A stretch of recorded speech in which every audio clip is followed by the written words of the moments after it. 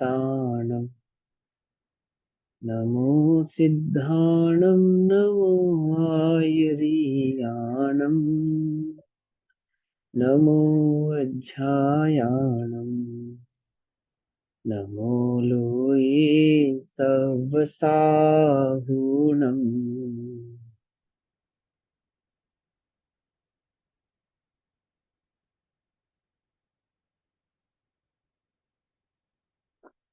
ओंकार बिंदु संयुक्तम् नित्यं ध्यायन्ति योगिनः कामदं मोक्षदं चैव ओंकाराय नमो नमः।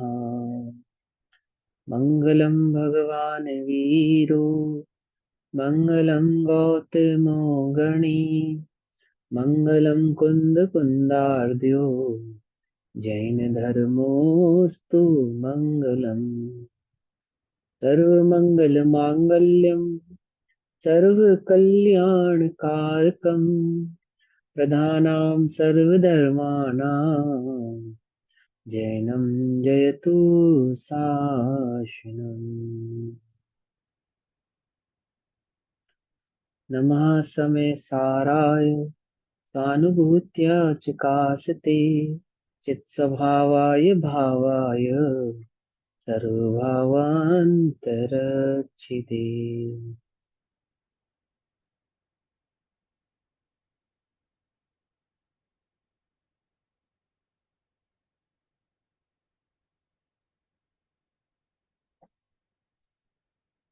हमारी दोपहर की कक्षा का विषय श्री ग्रंथादिराज समय सारजी ग्रंथ का स्वाध्याय चल रहा है।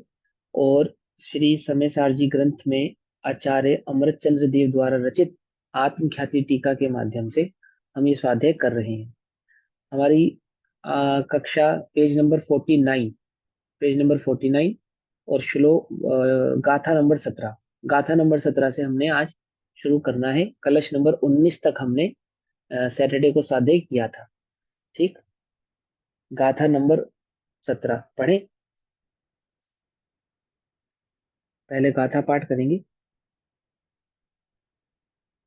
जह नाम को विपुरी सो रायानम जानी ऊन सद हदी तो तम अनुचर दिपुनो अथत्योपयत्तेन एवं ही जीव राया नादव्वौ तह यसद्धे दव्वौ अनुचरिदव्वो यपुनो सोचेव दुमोक्ष कामेन जह नाम को भी जिस प्रकार नाम माने जानता है, जानकर या नाम ज्ञान को भी कोई पूरी सो पुरुष रायाणम राजा को जानी ऊन सद्हदी जान कर उसकी सद्हदी श्रद्धा करे तो तम तम उसका तो उसका अनुचर दी अनुसरण सेवा पूर्णो फिर अथथियो पयत्तेन पयत्तेन मतलब प्रयत्न पूर्वक धन के लिए अथथियो धन का अर्थी धनार्थी धन की प्राप्ति के लिए प्रयत्न लगन पूर्वक क्या करता है, अनुसरण करता है यानी सेवा करता है। किसकी? राजा की। राजा को जानकर राजा की सेवा करता है क्योंकि वह राजा से धन चाहता है। एवं उसी प्रकार ही एवं ही जीव राया जीव राजा ना दव्व जान कर तह उस य सह देवौ सद हे दव्वौ उसी प्रकार जीव राजा को जानकर उसकी श्रद्धा करो। इस प्रकार जैसे राजा को जाना था तो कैसे जाना था? लक्षणों से जानता है ना, ये राजा है, राजगद्दी पे बैठा है, सब लोग इसकी आज्ञा मानते हैं, मुकुटधारी है ना, धन वाला है, आदि आदि। ऐसे ही ज्ञान दर्शन चारित्र आदि के माध्यम से ये श्रद्धा करो, ये पहचान करो कि यह जीव है, कौन है ये जीव? यह मैं क्या हूँ? जीव हूँ। अनुचरितव्यौ, उसका अनुचरण करो। अनुचरण करो अर्थात उसकी सेवा करो, अर्थात उसका अनुभव करो। अनुचरितव्यौ यपुनो सचैव मोक्ष कामेन। यदि तुम्हें मोक्ष की कामना है तो उसी प्रकार इस जीव की भी तुम्हें श्रद्धा करनी चाहिए, उसका अनुभव करना चाहिए। हिंदी में पढ़ेंगे। जो पुरुष कोई नरपति को भी जान कर श्रद्धा करे, फिर यत्न से धन अर्थ वो अनुचरण राजा का करे। जीव राज को यूं जानना, फिर श्रद्धना इस रीति से उसका ही करना अनुचरण, फिर मोक्षार्थी यत्न से। क्या कहते हैं? यथा नाम, जैसे, कअपि, कोई, अर्थार्थिक पुरुष, धन का अर्थी अर्थात धन चाहने वाला पुरुष, राजा नाम, राजा को, ज्ञात्वा अर्थात जानकर, श्रद्धा श्रद्धाति श्रद्धा करता है, तथा पुनः तत्पश्चात तम प्रयत्नेन अनुच्चरति, उसका प्रयत्न पूर्वक अनुचरण करता है। प्रयत्न पूर्वक, मुझसे कोई भूल ना हो जावे, है ना। सही प्रकार से राजा की अनुनय विनय करता है, प्रयत्न पूर्वक, आलस के साथ नहीं, प्रमाद के साथ नहीं, पुरुषार्थ पूर्वक, प्रयत्न पूर्वक, विवेक पूर्वक, प्रज्ञा पूर्वक। समझे प्रयत्न पूर्वक का मतलब? जिसमें विवेक भी है, प्रज्ञा भी है, पुरुषार्थ भी है, उसको कहेंगे प्रयत्न। और जिसमें प्रमाद है वो नहीं प्रयत्न। प्रमाद है ना, हाँ भैया अब तो जीव है ही, अब जो केवली ने देखा होगा सो हो जाएगा, ऐसा नहीं। मैं जीव हूं, है ना, पुरुषार्थ। वो राजा है, उसका प्रयत्न पूर्वक अनुचरण करता है, दैट मीन्स उसकी सेवा करता है, अर्थात उसकी सुंदर रीति से सेवा करता है, अनुचरण करता है अर्थात सुंदर रीति से, विवेक पूर्वक, है ना, प्रज्ञा पूर्वक, है ना, और पुरुषार्थ पूर्वक। इस तरह से इस राजा को मैं प्रसन्न कर दूं, युक्ति पूर्वक, न्याय पूर्वक। जीव को कैसे जानना? युक्ति से, न्याय से, नीति से, है ना। एवं ही, उस ही प्रकार, इसी प्रकार मोक्ष कामीन, मोक्ष के इच्छुक को, जीवराज, जीव रूपी राजा को ज्ञातव्य जानना चाहिए। पुनश्च, और फिर, तथा एवं इसी प्रकार, श्रद्धात्व, उसका श्रद्धान करना चाहिए। युक्ति पूर्वक, न्याय पूर्वक, नीति पूर्वक, प्रयत्न पूर्वक क्या करना चाहिए? पहले जीव को पहचानना चाहिए, है ना। अगर समय सार जी की भाषा में कहें तो प्रमाण पूर्वक, प्रमाण पूर्वक उस जीवराज को, जीव को पहचानना चाहिए। फिर तुच्छ, और तत्पश्चात स एव अनुच्चरा चरित्व, उसी का अनुसरण करना चाहिए, अर्थात अनुभव के द्वारा तन्मय हो जाना चाहिए, उस रूप ही हो जाना चाहिए, एक हो जाना चाहिए। निश्चय से कोई धन का अर्थी यानी धन चाहने वाला पुरुष बहुत उद्यम से पहले तो राजा को जाने कि यह राजा है। पहले तो निश्चित करे कि यह राजा है, रंक नहीं है, ये राजा है ना। और कैसा राजा है? कैसा राजा है? जिसका राजपाट अभी लुटा पिटा नहीं है, जो राजपाट पे बैठा है, अपनी गद्दी पे बैठा है ना।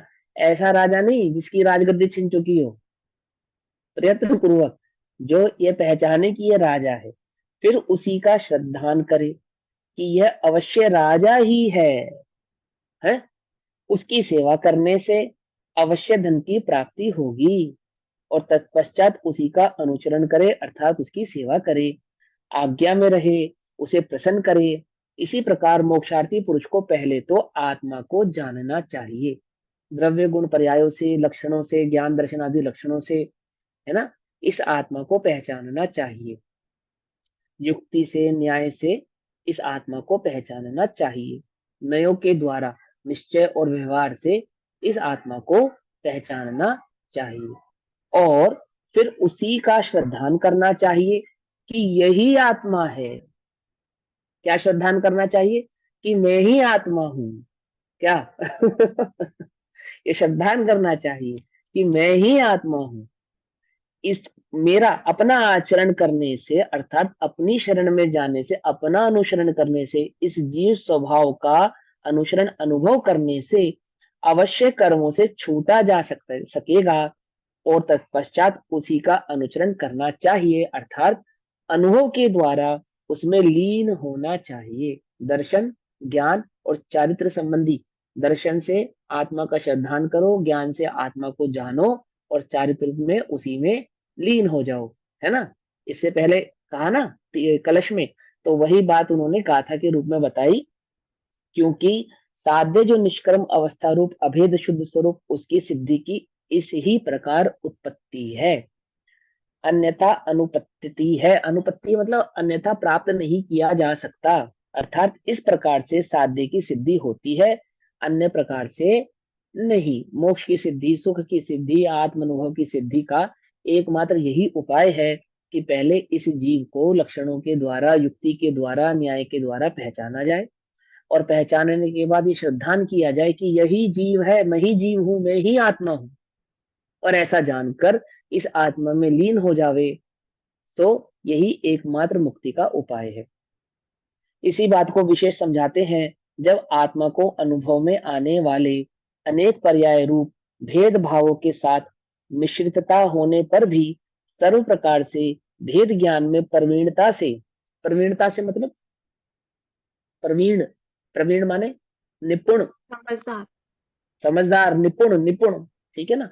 माने जो अपने कार्य को करने में पूर सर्व प्रकार से निपुण है।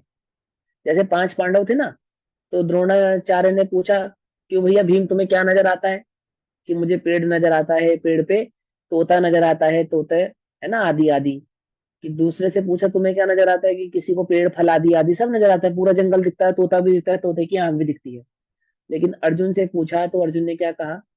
कि गुरुदेव, मुझे तो मात्र उस तोते की आंख ही नजर आ रही है, और कुछ नजर नहीं आ। क्या समझे? नहीं समझे? निपुण, प्रवीण, अपने कार्य को करने में प्रवीण। तो क्या कहते हैं? जब आत्मा को अनुभव में आने वाले अनेक पर्याय रूप भेद भावों के साथ मिश्रितता होने पर भी, अर्थात वह तोता डाल पे बैठा है, डाल पत्तों से ढकी है, और ऐसे डाली वाले पत्ते एक पेड़ का समूह है, वह पेड़ एक जमीन पर है, और जमीन वह जंगल की है, और उसके पास कितने सारे पेड़ हैं, इन सबको गौण करके, सब है ना वहां पर, है ना वहां पर, सबको गौण करके क्या नजर आई? मात्र एक आंख। इसी प्रकार पर्याय भेदों में दर्शन, ज्ञान, चारित्र आदि अनंत गुणात्मक भी है। मिथ्या दर्शन, ज्ञान, चरित्र आदि रूप पर्यायों का मिलाप भी है ना। अशुद्ध अशुद्ध पर्यायों का पिंड यह आत्मा है, कर्म आदि का आवरण भी है, संसार की अवस्था भी है।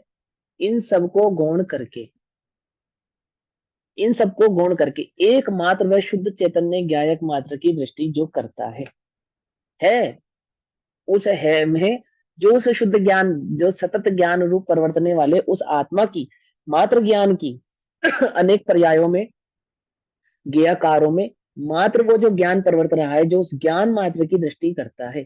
समझ में आई बात? नहीं समझ में? पकड़ में आई? हाँ, तो क्या कहते हैं? पर्याय रूप भेद भावों के साथ मिश्रित होने पर भी सर्व प्रकार से, सभी प्रकार से, भली प्रकार से भेद ज्ञान में प्रवीणता से जो यह अनुभूति है, तो ही मैं हूं, अर्थात जो ये ज्ञान है, ज्ञान में जो आत्मा है ना, मैं आत्मा, ये जो चैतन्य का जो दिखाई दे रहा है प्रकाशमान, जो मैं हूं, ऐसे आत्मज्ञान से प्राप्त होने वाला यह आत्मा जैसा जाना वैसा ही है। कहां से जाना था पहले?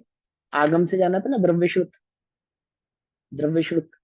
जैसा जाना द्रव्य श्रुत से, भाव श्रुत में वैसा ही है। भाव शुद्ध किसको कहते हैं? अनुभव। द्रव्य शुद्ध किसको कहा? आगम। भाव शुद्ध किसको कहा? आत्मा का अनुभव। तो द्रव्य शुद्ध में जैसा जाना था, और जब उस द्रव्य शुद्ध से जानकर मैंने उस आत्मा का अनुभव किया, तो क्या पाया? कि यह आत्मा वैसा ही है। हाँ, समझ में आई बात? उसी प्रकार प्रतीति जिसका लक्षण है, ऐसा श्रद्धान उदित होता है। आहा, ठीक है ना? प्रतीति जिसका लक्षण है, अर्थात अनुभव जिसका लक्षण है, ऐसा श्रद्धान। श्रद्धान का लक्षण क्या है? अनुभव। हाँ भाई, तुम्हें जैन धर्म पे श्रद्धा है या नहीं है? कि हमें तो बहुत श्रद्धा है। तो अनुभव उसका लक्षण है क्या? और जैन दर्शन पे श्रद्धा माने क्या? आत्मा की श्रद्धा, यानी आत्मा का अनुभव ही जैन मत का अनुभव है। क्यों? क्योंकि आत्मानुभूति को ही क्या कहते हैं? द्रव्यश्रुत और भावश्रुत कहते हैं। जिन शासन जानो। पकड़ में ही बात नहीं? पकड़ में ही।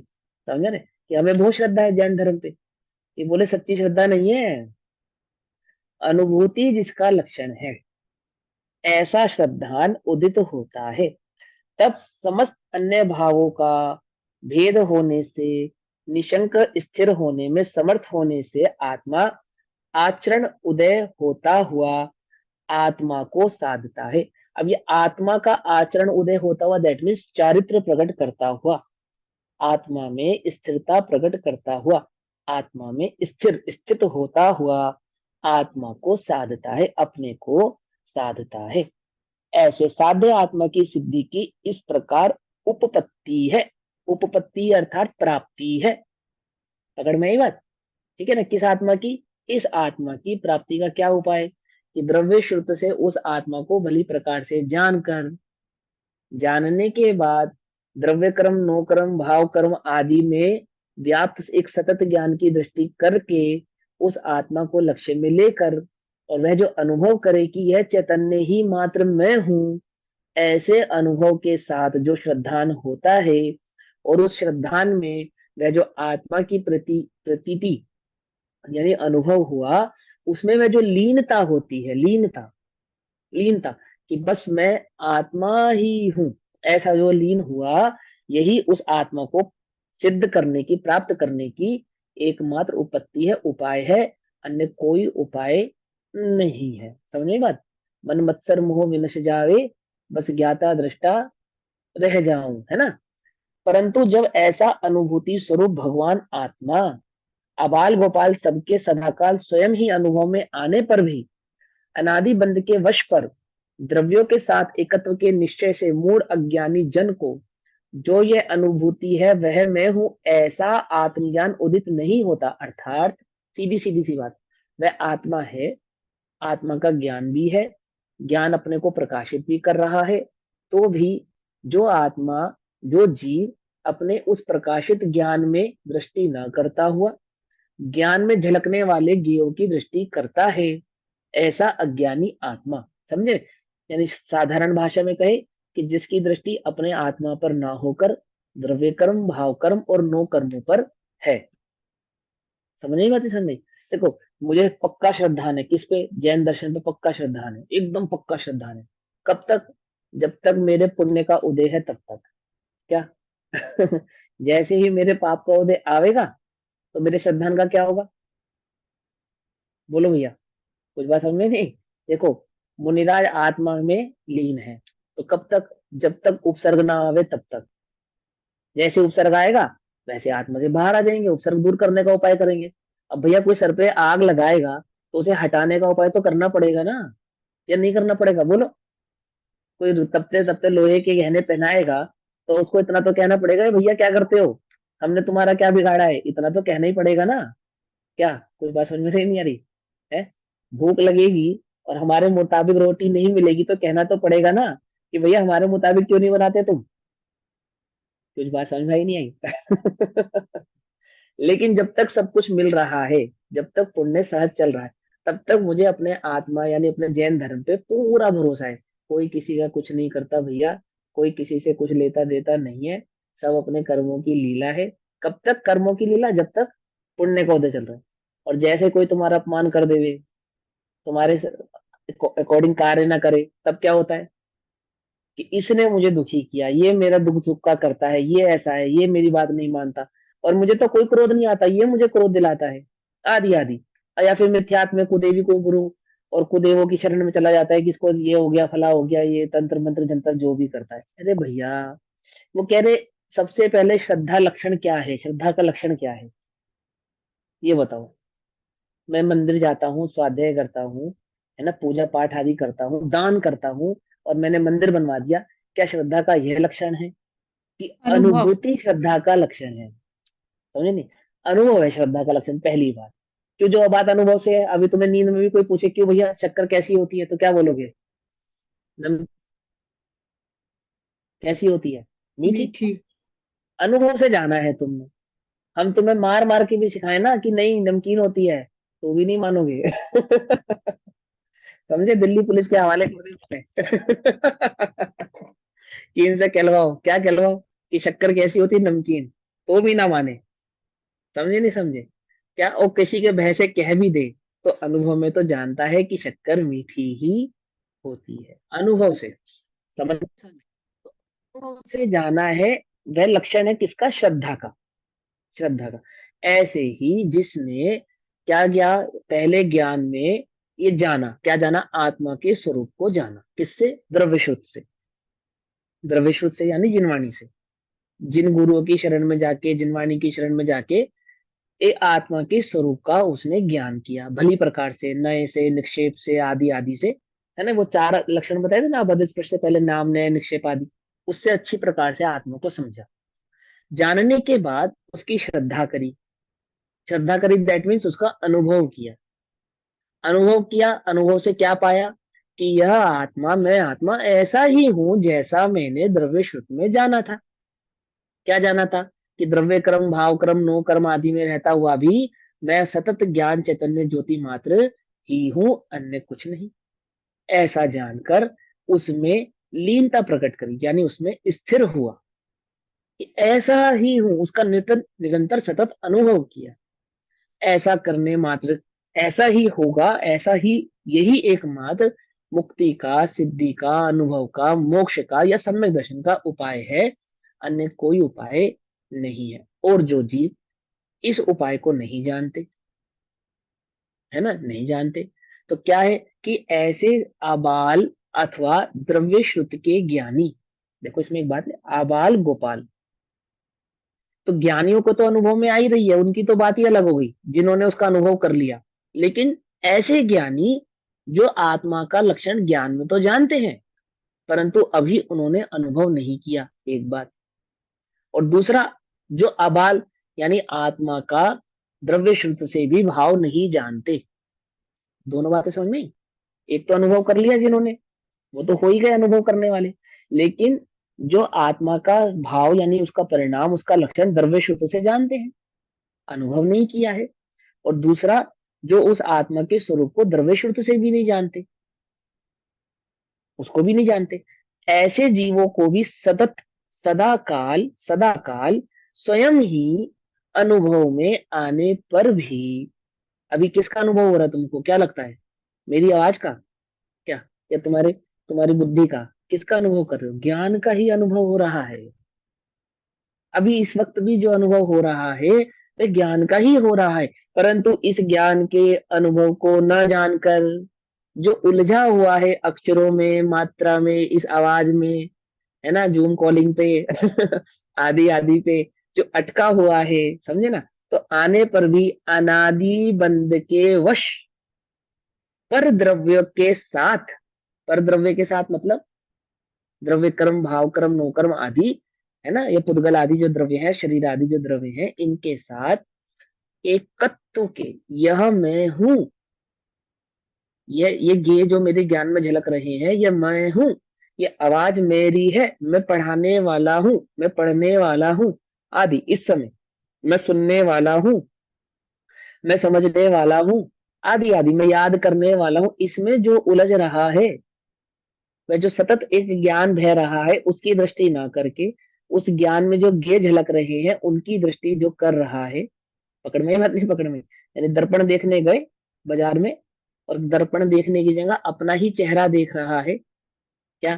कि नहीं भैया, अपना चेहरा नहीं देख रहे, हम इस चेहरे में दर्पण ही देख रहे हैं, क्या? खरीद तो समझ गए, नहीं समझ में? ऐसे ही ज्ञानी कैसे हैं, जो ज्ञेयों में भी मात्र ज्ञान को ही देख रहे हैं। अज्ञानी कैसा है, जो सतत वर्तते हुए ज्ञान में भी ज्ञान को नहा देखकर अज्ञान रूपी ज्ञेयों को ही देख रहा है, ये उसका अज्ञान है ना। वश, बंद के वश। देखो एक कथा सुनाता हूँ। उत्तर पुराण में एक कथा आती है। उत्तर पुराण में पहले बलभद्र की समय की कथा है, पहले बलभद्र के समय की कथा है ना। तो एक दो भाई होते हैं, दो भाई होते हैं। तो एक भाई तो राजा बन जाता है, और एक भाई नगर सेठ रह जाता है। ठीक। तो जो भाई राजा बन जाता है, उसके चार मंत्री होते हैं। उन चार मंत्रियों में एक दुर्बुद्धि नाम का मंत्री होता है। वो दुर्बुद्धि नाम का जो मंत्री होता है, वो राजा को हमेशा गलत सलाह ही देता है।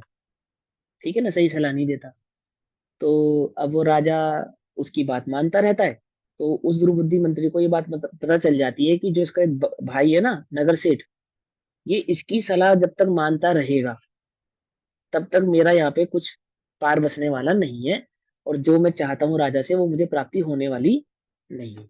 तो क्या करता है कि उस राजा को अपने भाई के खिलाफ भड़का देता है, उसके भाई के खिलाफ, नगर सेठ के खिलाफ भड़का देता है। और उन दोनों की जो संधि होती है ना, उसको विच्छेद कर देता है। विच्छेद करने के बाद फिर वो उसकी गद्दी पे आ जाता है, यानी नगर सेठ जो उसका जिसकी वो सलाह मानता था, अब वो राजा उसकी सलाह ना मान के उस दुर्बुद्धि मंत्री की सलाह मानने लगता है। तो एक बार वो राजा अपने उस मंत्री के साथ जंगल में जाता है वन विहार करने के लिए। ठीक है ना। तो वन विहार करते समय उसको दिखता है कि जल में एक सूर्यकांत नाम की मणि चमक रही होती है, तालाब में। सूर्यकांत नाम की एक मणि तालाब में चमक रही होती है। तो राजा की दृष्टि जब उसमें पड़ती है, तो वो दुर्बुद्धि मंत्री से पूछता है कि तुम्हारा क्या कहना है। कि कहता है, महाराज ये तो सूर्यकांत मणि है, तो आपको प्राप्त होनी ही चाहिए। तो राजा के जितने भी सैनिक होते हैं, मंत्री होते हैं, और स्वयं राजा भी उस तालाब में कईयों बार उतरता है, परंतु वह मणि उसको प्राप्त हो पाती नहीं। प्राप्त ही नहीं हो पाती। बहुत कोशिश करते हैं, पूरी सेना भी लग जाती, सब लग जाती है, कोई बात नहीं, लौट आते हैं। लौट आते फिर किसी कारणवश से राजा को ये बात समझ में आ जाती है कि ये जो मंत्री है ना, ये दुर्बुद्धि मंत्री, उसके पुण्य की वजह से, काल योग के निमित्त से, ये बंदा सही नहीं है, गड़बड़ है, ये सही सलाह नहीं देता। एक घटना घटती है, वो घटना मैं अभी पढ़ाना नहीं चाह रहा, वो पूरी लंबी चौड़ी कहानी है, जो महत्व की बात है वो समझाना चाहता हूँ। तो वो अपने भाई को बुलाता है, और अपने भाई से क्षमा मांगता है नगर सेठ से, कि भाई मुझसे गलती हुई और मैंने तुम्हारा अपमान किया, और मुझे समझ में आ गया कि जो मंत्री है ये गड़बड़ है, और मुझे इसकी बात नहीं माननी चाहिए थी। को नगर से सज्जन व्यक्ति होता है, और बुद्धिशाली भी होता है, ज्ञानी होता है। वो कहता है कोई बात नहीं, ऐसे कर्म का उदय है, तो कर्म के उदय में इसी प्रकार के निमित्त नैमित्तिक संबंध बनते हैं, आदि आदि कह के बात खत्म हो जाती है। तो एक उसी दिन शाम के वक्त दोनों भाई महल की छत पे टहल रहे होते हैं। तो टहलते टहलते राजा उसको ये बात बताता है, किसको, अपने भाई को, कि अभी कुछ दिन पहले हम ऐसे ऐसे जंगल में गए वन विहार करने के लिए, और हमें ऐसे ऐसे वह मणि तालाब में नजर आई, और लेकिन हमने बड़ी कोशिश की, हमें वह प्राप्त नहीं हो पाई। तो वो जो चतुर होता है ना भाई, वो क्या कहता है कि महाराज, वह जो मणि थी ना, वह तालाब में नहीं थी, वह तो उस तालाब के किनारे जो वृक्ष बना है, उस वृक्ष पर थी। क्या जिसकी चमक उस तालाब में पड़ती थी, और तुम उस मणि को कहाँ ढूंढ रहे थे, तालाब में। तो राजा उसकी बात सुन के बड़ा चौंकता, रहे इस बात पे तो हमने ध्यान ही नहीं दिया। तो वो वापस उस भाई, अपने भाई के साथ, सेना के साथ उसी स्थान पर जाता है, और वह मणि वहीं उसी तालाब में चमक रही होती है। और वो जब देखता है तालाब के ऊपर पेड़ पर, तो वह मणि उसे उस पेड़ पर प्राप्त होती है। अभी समझ में आई तुम्हें बात, या नहीं समझ में आई? ऐसे ही ये अज्ञानी जो जीव है, ये सतत, ये ज्ञेयों में ज्ञान है, ज्ञेयों में सुख है, इस बुद्धि से निरंतर ज्ञेयों की ओर ही आकर्षित होता रहता है, बार बार बार बार बार बार, प्रतिबिंब में, ज्ञान में झलकने वाले ज्ञेय रूपी प्रतिबिंबों में। कोई सदगुरु ज्ञानी पुरुष आते हैं, वो ऐसे समझाते हैं कि ये जो सुख की झाए तुझे पड़ती हुई गेहूं में नजर आ रही है, ये गेहूं की नहीं है, ये चमकने वाला तो ये तेरा ज्ञान रूपी आत्मा ही है, जिसमें ये सब ज्ञेय पदार्थ झलकते हैं। तो दृष्टि ज्ञेय की करता है, ज्ञेय की दृष्टि करने वाला कभी सुखी नहीं होता। तो जो सुखी होना है तो ज्ञान की दृष्टि कर। और जैसे ही वह ज्ञान की दृष्टि करता है, क्या प्राप्त होता है उसे? वह सूर्यकांत मणि प्राप्त हुई ना, आहा, उसे सिद्धत्व प्राप्त होता है। क्या कहते हैं? आने पर भी अनादि बंध के वश, पर द्रव्यों के साथ एकत्व के निश्चय से मूढ़ अज्ञानी, है ना, गेयो में जो एकत्व किया है ना उसने, पर द्रव्य में जो एकत्व किया है, उसमें मूढ़ अज्ञानी जन को जो यह अनुभूति है वही मैं हूँ, ये जो गे जिस ज्ञान में झलक रहे हैं वह ज्ञान ही मैं हूँ, ऐसा आत्मज्ञान उदित नहीं होता। उदित नहीं होता, समझे? किसको देख रहे हैं? वो मणि की परछाई तालाब में पड़ रही है, तालाब में उतरने वाले को वह मणि प्राप्त नहीं होती। समझे बात? और उसके अभाव से अज्ञात का श्रद्धान, अज्ञात का श्रद्धान मतलब वह तालाब में मणि थी या नहीं थी? बोलो भैया। और श्रद्धान क्या किया था? कि मणि तालाब में है, ये श्रद्धान था ना। और मणि कहाँ नहीं थी? तालाब में नहीं थी। अज्ञात का श्रद्धान, समझे नहीं समझे? अज्ञात का श्रद्धान गधे के सींग के श्रद्धान के समान है। जैसे गधे के सर पे सींग नहीं होते, ऐसे तालाब में क्या नहीं थी? मणि नहीं थी। और वो सब कहाँ ढूंढ रहे थे उसे? तालाब में ही ढूंढ रहे थे, है ना। ऐसे ही गेयो में क्या नहीं है? ज्ञान नहीं है। द्रव्य कर्म भाव कर्म नो कर्म किसके नहीं है? मेरे नहीं है। पर यह अनादि से यह आत्मा ऐसा ही मान रहा है कि द्रव्य कर्म भाव कर्म नो कर्म मेरे हैं। इनमें एकतपना ममतपना करके बैठा है, अहमपना करके बैठा है ना। और क्या हो रहा है? गधे के सर पे सींग के समान जो सुख वहां नहीं है, उसे ढूंढ। कहाँ है वह सुख? कहाँ है? कि जैसे वो मणि तालाब में चमकती हुई भी तालाब से अति भिन्न, क्या अति भिन्न थी या नहीं? बोलो। तालाब में झलकने वाली वो मणि, वो जब लेकर आए तो गीली मिली या सूखी? समझे नहीं समझे? अति भिन्न। ऐसे ही वह ज्ञान ज्ञेय से अति भिन्न, द्रव्य कर्म भाव कर्म नो कर्मों से अति भिन्न, और उस ज्ञान की दृष्टि नहीं करता। तो अज्ञात यानी गधे के सिंह के समान श्रद्धान करता है, इसलिए श्रद्धान भी उदित नहीं होता। श्रद्धान उदित नहीं होता, अर्थात वह जो दिख रहा है वह प्राप्त नहीं होता। अर्थात ज्ञान में जो जाना है वह आत्मा का स्वरूप प्राप्त नहीं होता। क्यों नहीं होता? गलत जगह खोज रहा है, इसलिए नहीं होता। ठीक है, ज्ञान है ये तो जाना, लेकिन मैं ज्ञान में ही हूं ऐसा भी नहीं जाना। और जो ज्ञान में आत्मा उसको भी नहीं जानते, उन्हें वह आत्मा प्राप्त होता नहीं है। तब समस्त अन्य भावों के भेद से आत्मा में निशंक स्थिर होने की आत असमर्थता के कारण आत्मा का आचरण उदित न होने से, मैंने निशंकता नहीं उत्पन्न होती। शंकित रहा ना कि मणि कहाँ है, मणि कहाँ है, मणि कहाँ है। ऐसे ही आत्मा के ज्ञान को न जानकर और जहां सुख नहीं है वहां सुख की खोज करता हुआ, सुख प्राप्त नहीं होने पर शंकित होता रहता है, अस्थिरता रहती है। अस्थिरता रहती है ना, स्थिर नहीं हो पाता। उस अस्थिरता के कारण देखो, भवन में जी भर घूम चुका, कण कण को जी भर भर देखा, है ना। पर मुझको नहीं मिली सुख की रेखा, किंचित नहीं मिली सुख की रेखा। अस्थिर निशंकता वहां पे नहीं आई, शंकाशील रहा। क्यों? क्योंकि वहां पे है ही नहीं। उसको प्राप्त करने के लिए उन्हीं में खोजता रहा, खोजता रहा, खोजता रहा, खोजता रहा, स्थिर ही नहीं हो पाया। और जहां है वहां देखेगा, वहां तो है, वहां प्राप्त हो जाएगी, तो कैसा हो जाएगा? स्थिर हो जाएगा। अब कौन जाएगा उस तालाब के पास जब वो मणि प्राप्त हो गई तो? स्थिर हो गया ना। समझे नहीं समझे? तो कहते हैं निशंक स्थिर होने की असमर्थता के कारण। असमर्थता मतलब मैं निशंक नहीं हुआ, निश इसीलिए शंकाशील होने से ही उसके अंदर क्या है? असमर्थता यानी कमजोरी है। कमजोरी है। किस चीज की कमजोरी? स्थिरता की कमजोरी है। आत्मा का आचरण उदित नहीं होता, यानी आत्मा की स्थिरता नहीं हो पाती, क्योंकि श्रद्धान नहीं है। श्रद्धान नहीं है क्योंकि ज्ञान नहीं है।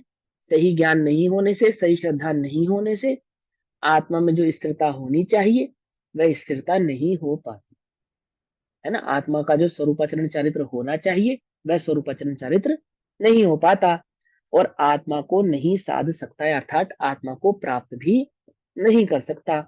इसलिए साध्य आत्मा की सिद्धि की अन्यथा अनुपतति अनुपत्ति है, यानी कि साध्य आत्मा, यानी जिस आत्मा को प्राप्त करना है उस आत्मा की जो सिद्धि है, उसकी सिद्धि की क्या है, अन्यथा अनुपत्ति है, यानी प्राप्त होने में कोई कारण वहां पे मौजूद नहीं है, वह प्राप्त होने वाली नहीं है। भावार्थ, साध्य, साध्य माने जिसको साधा जाए, आत्मा की सिद्धि, सिद्धि अर्थात प्राप्ति दर्शन ज्ञान चारित्र से ही है। क्यों, दर्शन ज्ञान चारित्र क्या है, उसका लक्षण है, प्रकट करना है ना आत्मा को, उसका लक्षण है पहचानना ज्ञान, अन्य प्रकार से नहीं। क्योंकि पहले तो आत्मा को जाने, ज्ञान में आत्मा को पहले जाने कि यह जो जानने वाला अनुभव में आता है सो मैं हूं, ऐसा जाने। इसके बाद उसकी प्रतीति रूप श्रद्धा होती है, अनुभव करे। क्योंकि जाने बिना किसका श्रद्धान करेगा, समझे ना। तत्पश्चात समस्त अन्य भावों से भेद करके अपने में स्थिर हो जावे, द्रव्यक्रम भावक्रम नोकर्म आदि भावों से, कषाय आदि से भेद करके वह आत्मा में क्या सा हो जावे, स्थिर हो जावे। इस प्रकार से सिद्धि होती है, दर्शन ज्ञान चारित्र से ही आत्मा की सिद्धि होती है। किंतु यदि जाने ही नहीं तो श्रद्धान भी नहीं हो सकता। और ऐसी स्थिति में स्थिरता कहाँ से आएगी, इस स्थिरता करेगा किसकी, जिसका ज्ञान ही नहीं है, उसका श्रद्धान नहीं है, जिसका श्रद्धान नहीं है स्थिरता किसकी करेगा। इसलिए यह निश्चय है कि अन्य प्रकार से सिद्धि नहीं होती, एकमात्र दर्शन ज्ञान चारित्र से ही आत्मा की सिद्धि हो सकती है अथवा होती है। ज्ञान दर्शन चारित्र से ही आत्मा की प्राप्ति उत्पत्ति होती है। अब इसी अर्थ का कलश रूप काव्य कहते हैं।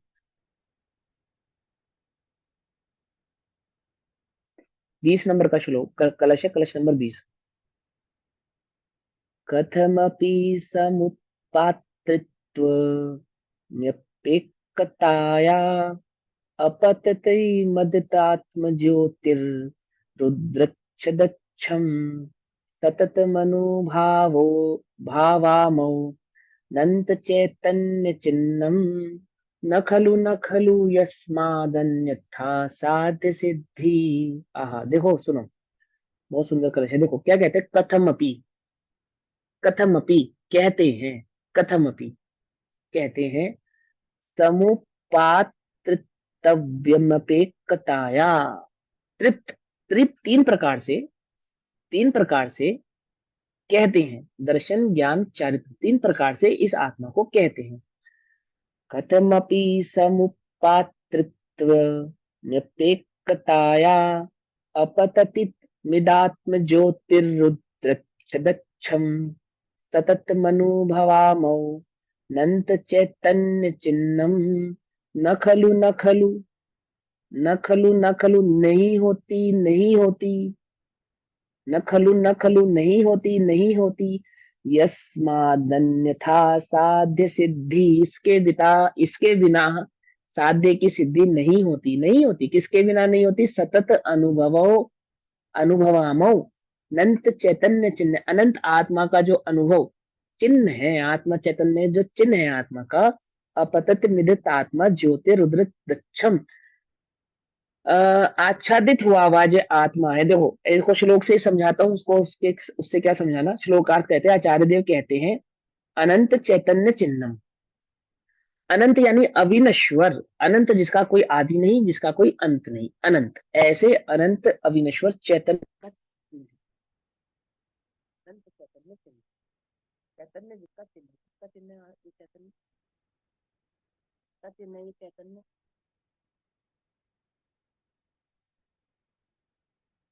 वही आवाज आई, अब भी नहीं आई, लो है बहुत, आ नहीं तो रही, आ कम है, गई। नहीं आ रही। चलो कोई बात। आचार्य कहते हैं, अनंत चैतन्य चिन्हम, अनंत चैतन्य जिसका चिन्ह है, ऐसी इदम आत्म ज्योति ही, इस आत्म ज्योति का, इस आत्म ज्योति का अनंत चैतन्य जो चिन्ह है ना, सतत अनुभवाम, हम निरंतर अनुभव करते हैं। कौन, किसकी बात कर रहे हैं, आचार्य अपनी बात कर रहे हैं, किसकी बात कर रहे हैं मालूम है, सभी जीवों की बात कह रहे हैं। तो अबाल गोपाल सभी जीव, मैं भी, आचार्य भी, सिद्ध भगवान भी, सभी जीव इस अनंत चैतन्य ज्योति का अनुभव करते हैं, सतत करते हैं। आबाल गोपाल है ना, ये लिखा, परंतु जब ऐसी अनुभूति स्वरूप भगवान आत्मा आबाल गोपाल सबके सदाकाल स्वयं ही अनुभव में आने पर भी, मिली लाइन 50 नंबर पेज की अंतिम लाइन, है ना। तो यहाँ पे क्या कहते हैं कि इस आत्म ज्योति का सततम हम निरंतर अनुभव करते हैं। यस्मात्, क्योंकि अन्यथा साध्य सिद्धि न खलु न खलु, क्या, अन्यथा साध्य सिद्धि न खलु न खलु, उसके अनुभव के बिना, उसके अनुभव के बिना अन्य प्रकार से, देखो दो बातें समझना है यहाँ के अंदर। एक तो आत्मा का जो चैतन्य चिन्ह है वह कैसा है, अनंत है। अनंत होने से तो सभी के ज्ञान का विषय बन रहा है। ज्ञानी और अज्ञानी में क्या अंतर है कि ज्ञानी उस सतत चैतन्य चिन्ह को पहचानता है, अज्ञानी उस सतत चैतन्य चिन्ह को नहीं पहचानता। चिन्ह समझ रहे हो, लक्षण को नहीं पहचान। अब आचार्य कह रहे हैं कि हम उस सतत चैतन्य चिन्ह का अनुभव करते हैं, यानी हम उस लक्षण को जानते हैं। क्यों जानते हैं, क्या कारण है उसको जानने का, क्योंकि अन्यथा साध्य सिद्धि न खलु न खलु, उसके अनुभव के बिना, किसके अनुभव के बिना, उस चैतन्य, सतत चैतन्य जो चिन्ह है ना, चैतन्य चिन्ह, उसके अनुभव के बिना अन्य प्रकार से साध्य आत्मा की सिद्धि नहीं होती, अर्थात आत्मा की अनुभूति प्राप्त नहीं होती, आत्मा प्रकट नहीं होता, अथवा आत्मा की सम्यक दर्शन की प्राप्ति नहीं होती। वह आत्म ज्योति ऐसी है कि कथम अपि समुपात्रित्व अपि एकताया अपतितम, जिसने किसी प्रकार से तृत्व अंगीकार, तृत्व मतलब दर्शन ज्ञान चारित्र, ऐसा तृत्व अंगीकार, किसी प्रकार से मतलब एक अपेक्षा से, हवा का किसी प्रकार नहीं है यहाँ के अंदर, एक निश्चित किसी प्रकार है कि व्यवहार में अनंत गुणात्मक आत्मा का लक्षण दर्शन ज्ञान चारित्र होने से, तो पर्याय अपेक्षा से अथवा गुण अपेक्षा से दर्शन ज्ञान चारित्र वाला वह आत्मा, तो किसी प्रकार से, माने वहां किसी प्रकार फिक्स हो चुकी है, पहले वो बता चुके इस बारे में। तो किसी प्रकार से तृत्व यानी पर्याय अपेक्षा से, गुण अपेक्षा से उस आत्मा ने तृत्व यानी दर्शन ज्ञान चरित्र को अंगीकार किया है। तथापि फिर भी जो एकत्व से च्युत नहीं होती, अपने एकत्व को, अखंडता को छोड़ती नहीं, अपनी अखंडता को वह आत्मज्योति छोड़ती नहीं है, और अच्छम उदच्छम जो निर्मलता से उदय को प्राप्त हो रही, समझ में बात है, अच्छम उदच्छम जो निर्मलता से उदय को प्राप्त हो रही है, उस आत्म अनुभव का, उस आत्म ज्योति को हम नहीं छोड़ते, क्योंकि उसको प्राप्त करने का और अन्य कोई उपाय नहीं है। पकड़ में आई बात, समझ में आई? अब देखो भावार्थ पढ़ते हैं। आचार्य कहते हैं कि जिसे किसी प्रकार पर्याय दृष्टि से तृत्व प्राप्त है, इसे आत्मा को किसी प्रकार यानी कि पर्याय दृष्टि से तृत्व प्राप्त है, मतलब दर्शन ज्ञान चारित्रपना प्राप्त है। तथापि शुद्ध द्रव्य दृष्टि से जो एकत्व रहित नहीं हुई, माने जिसने अपनी अखंडता को नहीं छोड़ा, समझ नहीं बात, कंफ्यूज तो नहीं हो रहे सब। व्यवहार से जिसे तृत्व प्राप्त है, अर्थात व्यवहार से जिसमें हम दर्शन ज्ञान चरित्र है ऐसा कहते हैं, परंतु निश्चय से तो उसने अपने एकत्व को कभी छोड़ा नहीं है, वह कैसी है, अखंड है। ठीक,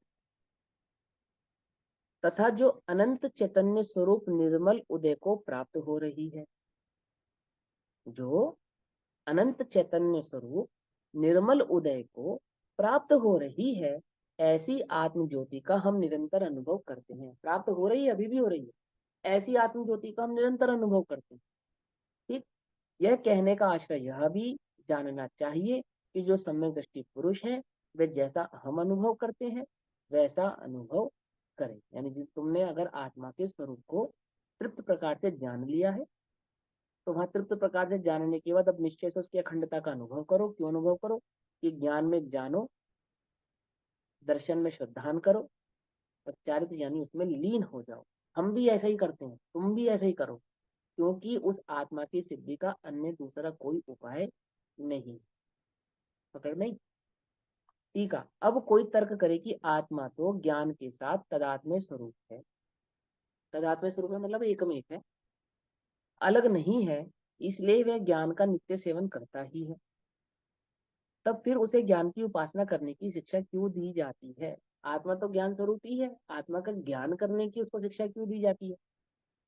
ज्ञान तो उसका स्वयं का लक्षण है, अलग से ज्ञान लाने की क्यों उसको शिक्षा दी जाती है? अलग से ज्ञान करने की शिक्षा क्यों दी जाती है? ज्ञान तो उसको वर्त ही रहा है, तादाद में संबंध है उसका। तब फिर उसे ज्ञान की उपासना करने की शिक्षा क्यों दी जाती है? उसका समाधान यह है, ऐसा नहीं। यद्यपि आत्मा ज्ञान के साथ तदात्म्य स्वरूप है तथापि वह एक क्षण का मात्र भी ज्ञान का सेवन नहीं कर। अब उसको ज्ञान की शिक्षा दी जाती है, मतलब क्या कि ज्ञान का सेवन कर, यह शिक्षा दी जाती है, ठीक है ना। मैंने वह ज्ञान में व्याप, ज्ञान में झलकने वाले जीवों का अनुसरण करता है, उनकी दृष्टि करता है, ज्ञान की दृष्टि नहीं करता। ज्ञान तो उसके पास है, तो हम जब उसको ज्ञान की कहने की शिक्षा देते हैं, तो ये शिक्षा नहीं देते कि ज्ञान को कहीं बाहर से ग्रहण करना है अथवा ज्ञान उसको कहीं बाहर से लाना है। हम तो सिर्फ उसको यही शिक्षा देते हैं कि तू ज्ञान स्वरूप है, तद्यपि यद्यपि तू तदात्मय ज्ञान से तेरा संबंध है, तो भी तू अपने उस ज्ञान की दृष्टि क्यों नहीं करता? वो अन्य की दृष्टि क्यों करता है, सेवन नहीं करता? क्योंकि स्वयं बुद्धत्व, स्वयं सतत जानना, बुद्धत्व माने ज्ञान, स्वयं स्वयं बुद्धत्व अथवा बोधित्व, बुद्धत्व दूसरे के बताने से जानना। एक होता है स्वयं से जानना, एक होता है दूसरे के बताने से जानना। इन कारण पूर्वक ज्ञान की उत्पत्ति होती है। या तो जीव स्वयं से जान जावे अपने स्वरूप को, और या फिर श्री गुरु के उपदेश के माध्यम से अपने स्वरूप को जाने। या तो कालब्धि आए तब स्वयं ही जान ले, अथवा कोई उपदेश देने वाला मिले तब जाने। जैसे सोया हुआ पुरुष या तो स्वयं ही जाग जाए अथवा कोई जगाए तब जागे, है ना। यह पुनः प्रश्न होता है कि यदि ऐसा है तो जानने के कारण से पूर्व क्या आत्मा अज्ञानी ही है, क्योंकि उसे सदैव अप्रतिबुद्धत्व है? उसका उत्तर ऐसा ही है, वह अज्ञानी ही है।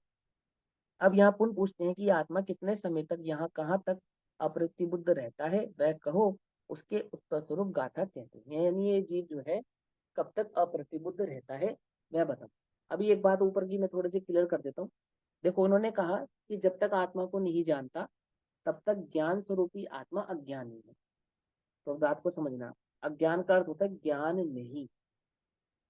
तो जड़ है क्या, कि बोले नहीं जड़ नहीं है। ज्ञान तो के साथ तो उसका तदाद में संबंध है, ज्ञान ही उसका लक्षण है। परंतु वह अपने ज्ञान लक्षणा को, ज्ञान लक्षण स्वरूप को नहीं पहचानता, नहीं जानता। या तो वह अपने ज्ञान लक्षण को जान लेगी, या श्री गुरु के उपदेश के माध्यम से अपने उस ज्ञान लक्षण को जानकर उसके श्रद्धान करके उसमें चारित्र यानी कि रच जाए, जम जाए, पच जाए, स्थिर हो जाए। या तो वह ऐसा करे, तो वह प्रतिबद्ध कहलाता है, यानी कि ज्ञानी कहलाता है। और अगर वह नहीं जानता, नहीं जानता दैट मीन्स अपने स्वभाव को नहीं जानता, अपने ज्ञान स्वरूप को नहीं जानता, ना स्वयं से ना किसी दूसरे के अन्य के माध्यम से, यानी द्रव्य आदि के माध्यम से नहीं पहचानता, तब ऐसी अवस्था में वह ज्ञानी आत्मा अज्ञानी ही कहलाता है। पकड़ में ही बात। ज्ञानी क्यों है? क्योंकि ज्ञान स्वभावी। अज्ञानी क्यों है? क्योंकि ज्ञान स्वभाव को नहीं जान। ठीक है ना। ऐसा देखो, सीधा सा उदाहरण है कि किसी के पास 1 करोड़ रुपया हो और लोकर में बंद हो, और लोकर की चाबी खो जावे, तो जब तक चाबी ना मिले तब तक वह करोड़पति है या नहीं? और दरवाजे पे किसी कोई ऐसा व्यक्ति खड़ा हो जिसको पैसा देना हो, बोलो भैया, अभी वो करोड़पति है या नहीं? है पर उसे कि मालूम वो नहीं है। कहे मेरे पास करोड़ों रुपए पड़ा तिजोरी में, तो सामने वाला क्या कहेगा? तेरे करोड़ रुपए का क्या मैं अचार डालूंगा? मैं धन लेने आया हूँ, मुझे दे, अगर तेरे पास रखा है तो। कि वो चाबी नहीं है। बोले हमारे किसी काम का नहीं है तेरा करोड़पना, है ना भाई, हमें तो तूने बुलाया था आज और हमें दे। ऐसे ही ये जीवन आदि से दुखी है। बोले क्यों दुखी है? सुख, सुख न रूपी गुण तो इसके पास है, फिर भी दुखी है। अज्ञानी है, क्यों ज्ञान अज्ञानी है? ज्ञान तो इसके पास है, कि वो चाबी नहीं मिल रही ज्ञान में लगाने वाली। क्या है ज्ञान में लगाने की चाबी? कि मैं ज्ञान में ही हूँ ऐसा नहीं जानता। तो ज्ञान स्वरूपी है लेकिन नहीं जानता, अज्ञानी। समझे नहीं समझे? तो कहते हैं कि क्योंकि उसे सदैव अप्रतिबुद्धत्व है, उसका उत्तर ऐसा ही है, वह अज्ञानी ही है। ज्ञान स्वरूपी आत्मा को नहीं जानने से, अपने स्वभाव को नहीं जानने के कारण वह अज्ञानी ही है। आई बस समझ में, है ना। कथम अपनी समुपात्रित्वमपेक्षताया अपतति मिदात्म ज्योतिरुद्र तच्छम सतत मनुभावो अनंत चैतन्य चिन्हम न खलु यस्माद्या साध्य सिद्धि, है ना। चलो अब गाथा नंबर 19, गाथा 19 का हम पाठ करते हैं। कम मोनो कम महीय अहमिति अहकम च कम मनो कम मम या ऐसा खलु बुद्धि अपनी बुद्धो भवति ताव। एक बार फिर पढ़ता हूँ। कम नेनो कम महीय अहमिति अहकम च कम मनो कम मम या ऐसा खलु बुद्धि अपन अपंडित बुद्धो भवति ताव। नो कर्म कर्म है, नो कर्म कर्म यू मैं अरु मैं कर्म नो कर्म है। यह बुद्धि जब तक जीव की अज्ञानी तब तक वो रहे। है कब तक रहेगा भैया ज्ञानी, है जी, ये क्वेश्चन पूछे ना। अब यहाँ अपन पूछते हैं कि ये आत्मा कितने समय तक और कहाँ तक अप्रतिबद्ध यानी कि अज्ञानी रहता है, सो कहो कि भैया कम्मय कर्म नो कम्म ही नो कर्म, यह अहमति, इनमें अहम बुद्धि है कर्म में और नो कर्म में, द्रव्य कर्म भाव कर्म नो कर्म, है ना। यानी 8 कर्म रूपी द्रव्य कर्मों से जो बनता है उसमें, राग द्वेष आदि की जो मोह राग द्वेष आदि की उत्पत्ति होती है उसमें, और शरीर आदि संसार आदि जो नो कर्म है इनमें, जब तक इसकी अहम बुद्धि है कि नो कर्म कर्मजू मैं, क्या कहा, कम्मय नो कम्म ही, यह अहमदी, यह मेरे हैं। अहकम च कम्म नो कम्मम, मैं शरीर हूँ, मैं है क्रोधी हूँ, मैं द्रव्य कर्म हूँ भाव कर्म हूँ, ये मेरे हैं और ये मैं हूँ। तो अहकम च कम्म नो कम्मम, तथा च और कर्म और नो कर्म में मैं पना है, एक अहम बुद्धि है मैं पने रूप, और ममत्व है मेरे रूप। जा तब तक ऐसा, जब तक, जा ऐसा तब तक, खलु खलु बुद्धि ऐसी ही बुद्धि, अपनी बुद्धो हवती ताव अप्रतिबुद्ध रहता है, जब तक जीव की ऐसी बुद्धि है तब तक क्या रहता, अपनी बुद्धो अप्रतिबुद्ध हवदी होता ताव है तब तक रहता है। आई बस समझ।